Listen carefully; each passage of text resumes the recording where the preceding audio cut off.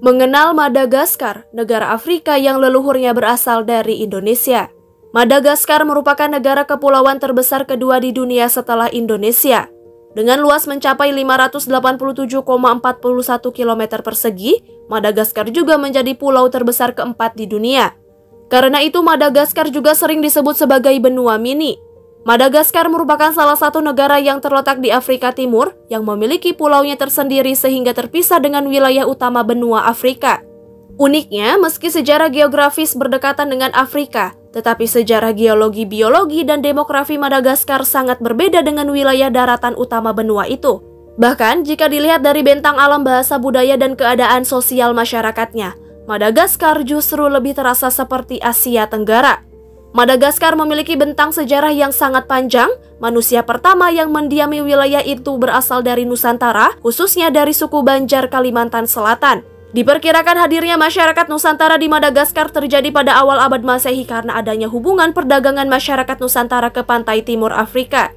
Berdasarkan bukti leksikostatistik dan linguistika, bahasa Malagasy yang digunakan sebagai bahasa ibu mereka oleh sebagian besar penduduk Madagaskar masih termasuk paling dekat dengan bahasa Maanyan dan tergolong dalam rumpun bahasa Austronesia.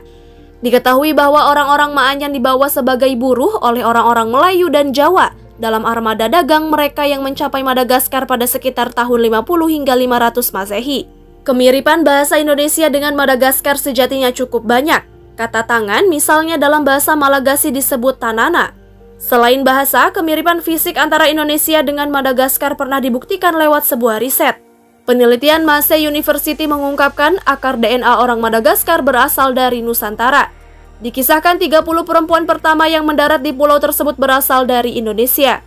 Mereka tiba pada abad ke-9 Masehi atau lebih dari 1000 tahun lalu dan turun-temurun membentuk koloni suku Malagasy. Menengok kembali ke sejarah Nusantara pada abad ke-9 dulu, Nusantara dalam kekuasaan kerajaan Sriwijaya. Selain di Madagaskar, jejak-jejak Indonesia juga awet terjaga di Afrika Selatan.